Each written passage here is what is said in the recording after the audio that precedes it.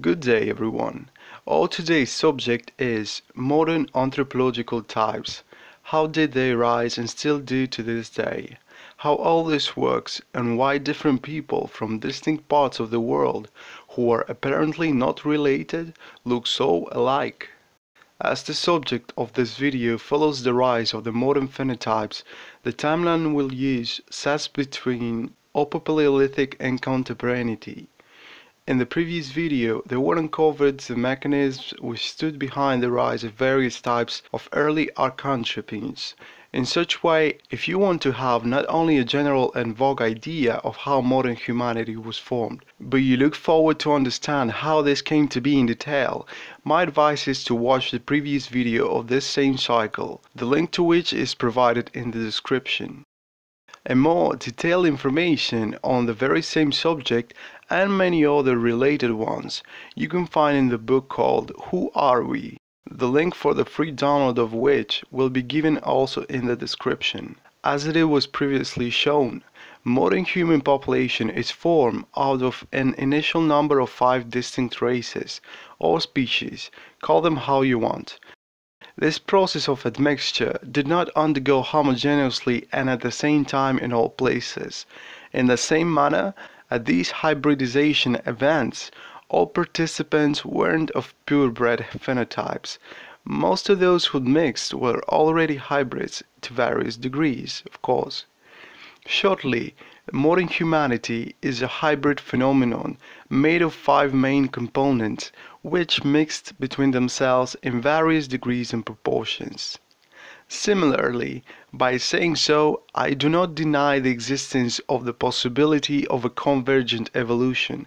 Naturally occurring evolution is really able to develop a self-conscious species out of a wild one.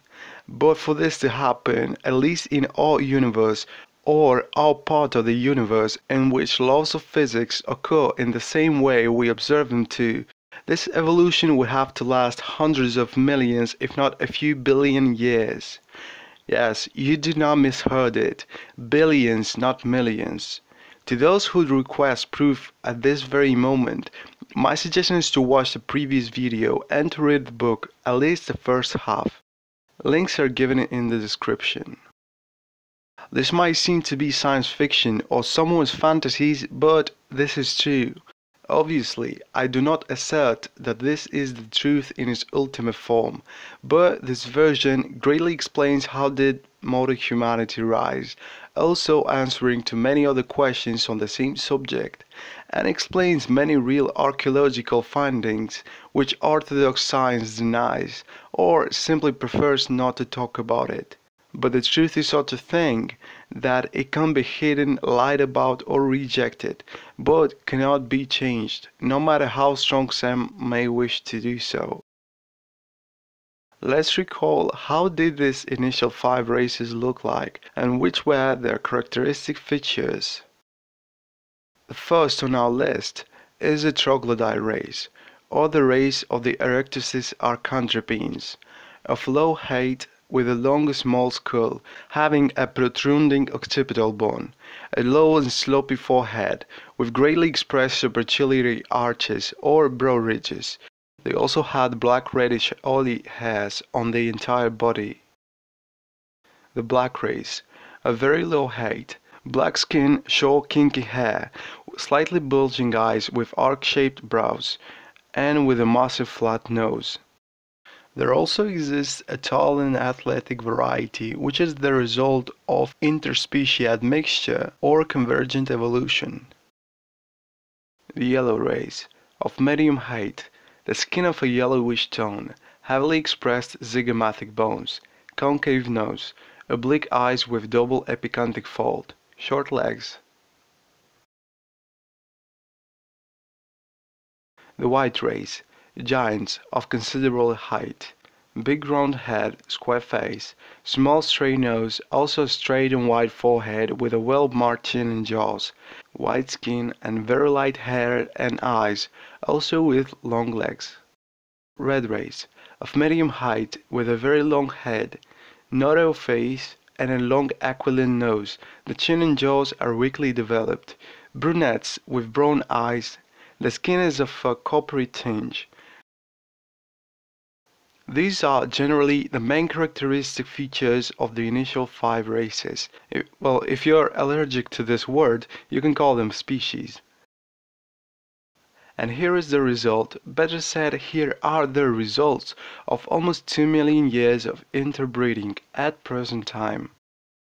Of course, these are only the most popular and numerous anthropological types, and the variation of humans itself is quite bigger than the one presented here.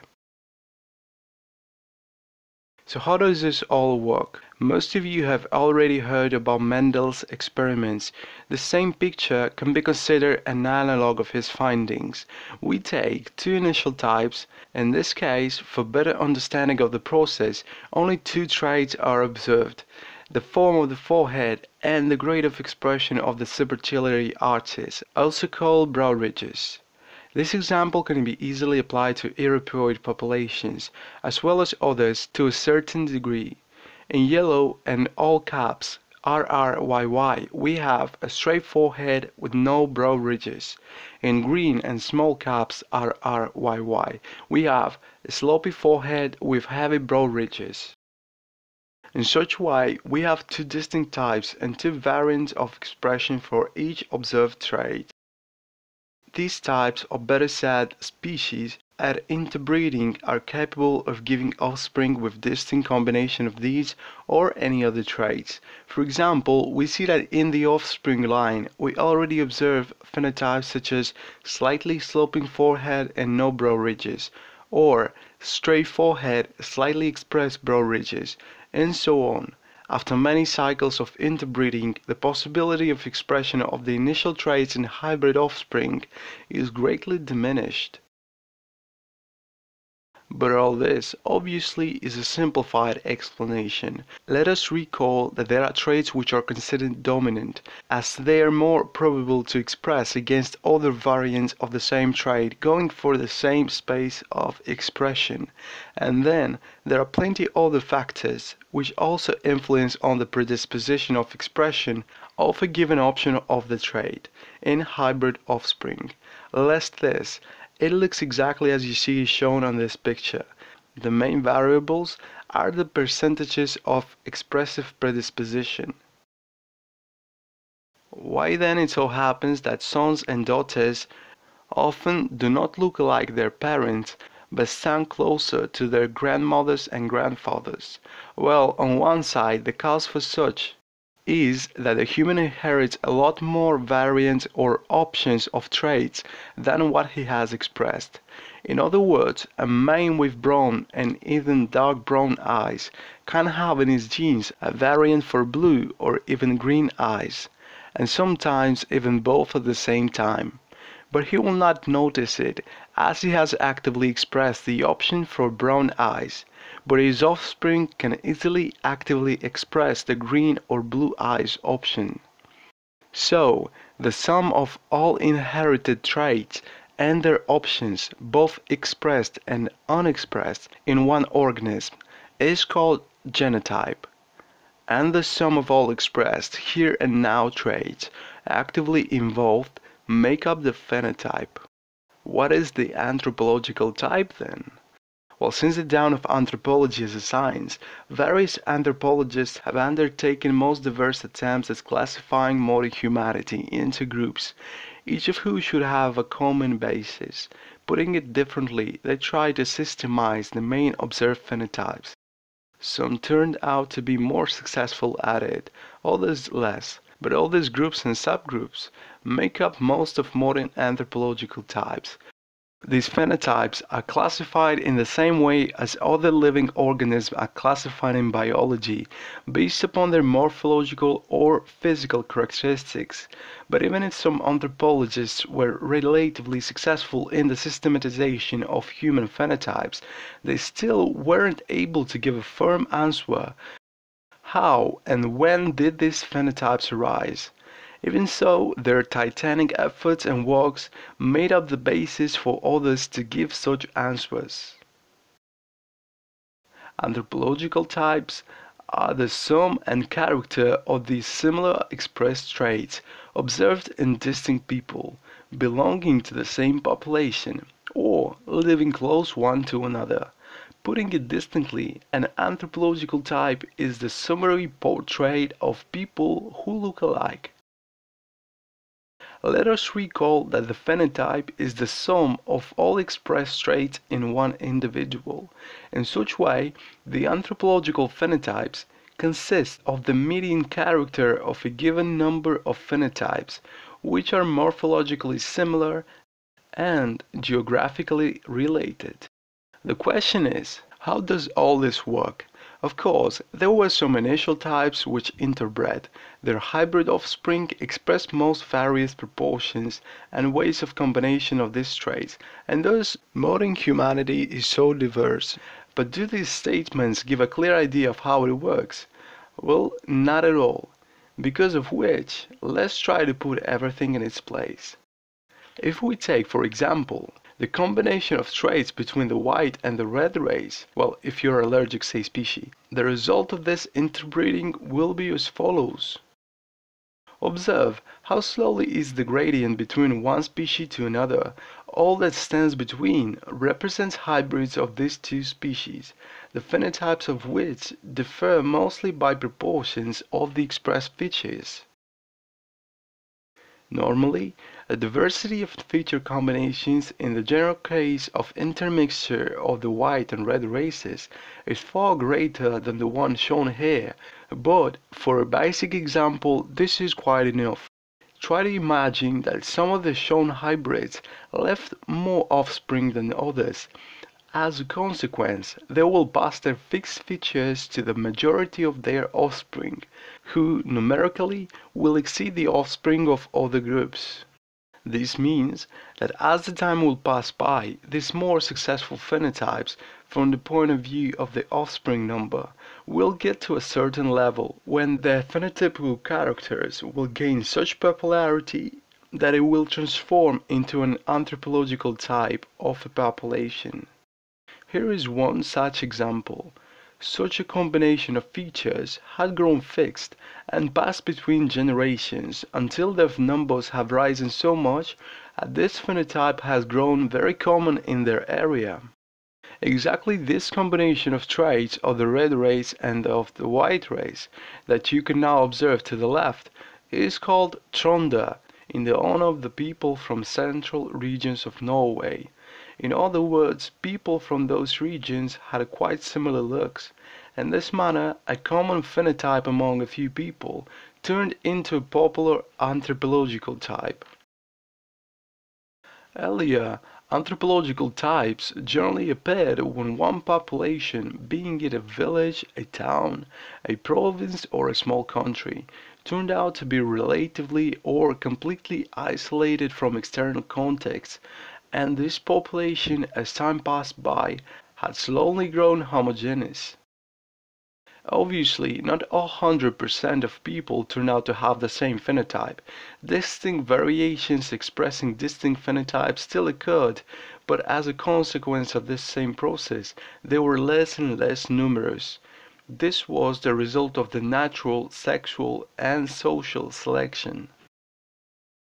Let's try to look into this phenomenon from a different angle. Here we have three phenotypes, distinct combinations of the reds and whites. In the first, we see a predominant influence of the red race, and in the third, clearly the white race is the main component, the second being a phenotypical bridge between the two. Let's suppose that in one population, or say in one village, live 300 men with a similar number of women. Say they all live in a village named Flowerville. 100 from the 300 men constituted representatives of the first phenotype. Normally, not all 100 look exactly the same, but they are quite similar. One may have a longer nose, another a slightly bigger eyes, or even a smaller chin than the rest. But if we photograph all 100 men who fit into this phenotype and combine all these pictures into one, the result will be what you can observe under the number 1, their common anthropological phenotype. In the same manner, the second 100 and the number 2 and the rest match the number 3. If we suppose that all of them lived happily ever after, in friendship or well-being, and there occurred interphenotypical admixture, then, in some 500 years, their common anthropological portrait of all men from Flowerville will look like this. It is no surprise that the result is so like the initial number 2. As it was mentioned from the beginning, number 2 was already somewhere between number 3 and number 1, not only numerically but anthropologically and phenotypically also. And this phenomenon is partially hidden the answer to the question, why do some people from different parts of the world look so alike? But we'll return to this later. The result says that the statistically median male inhabitant of Flowerville after 500 years of admixture will look accordingly to this portrait that you can observe. Of course, even after 500 years, its inhabitants won't look all exactly like this, but will show variations in distinct degrees. But all of them can be grouped into 3 such groups. The first group, representing approximately 60% of the Flowerville male population, will look just like our anthropological portrait, with small variations. This will be the most fine representatives of this anthropological phenotype. The second group, represented by 30% of the population, will exhibit various degrees of variations from the Flowerville phenotype, but still, this group won't be very far from the first. And the third group, the least numerous, will express more or less the initial types. 500 years past, or even 5,000 years after the initial interbreeding, it will still be possible to meet almost purebred representatives of the initial phenotypes. If, in the course of these 500 years, say, the number of men belonging to the first group will seriously diminish, in the light of some or other causes, then our Flowerville phenotype will attain distinct looks. Specifically, because the offspring of the group number 2 and number 3 will be proportionally more numerous, the Flowerville phenotype will stand closer to the initial number 2 and number 3.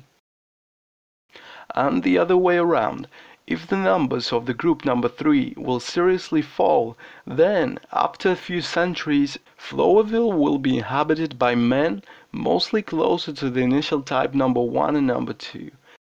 And phenotypes looking closer to the initial number 3 will be of a great rarity.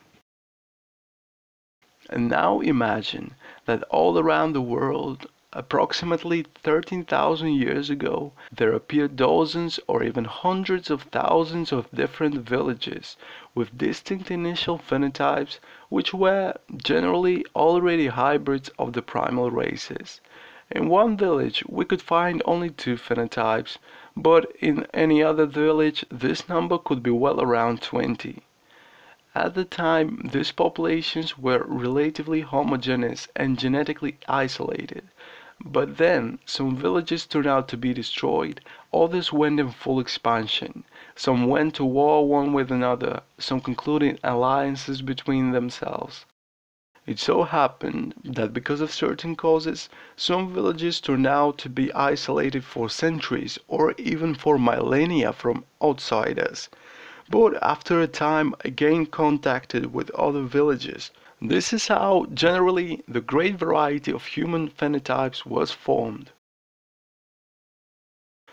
Well enough, some may say. It is clear that some Indians or Iranians look like certain Caucasus mountaineers or Caspians, because they could at certain times meet and exchange their genes.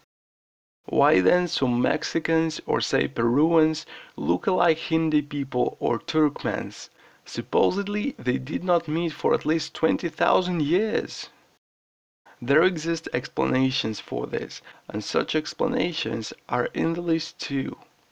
Well, both Turkmens and South Americans, for example, own a considerable amount of the red race blood. By combining this phenotype with other phenotypes who have more or less similar characteristics, it is possible to attain relatively the same results. This is analogically close to conducting an experiment using the same chemicals and mix them in the same proportions. We will receive the same result no matter where this experiment is conducted, in Central Asia or in Southern America. The same happened with these two phenotypes. They both are predominantly red with some admixture of yellow, white, and troglodyte races. Here is another example. The anthropological type Ainu belongs to the Aborigines of Japanese islands and Asia's Far East, and Berid is a southern variety of the European Cro-Magnon. What do they have in common? Relatively similar feature combinations of the white and troglodyte race. In such manner we can go on, but the idea I think is well noted. This is all for today. Click the like button if you enjoyed this video, share it with your friends and subscribe to this channel. Thank you for your attention.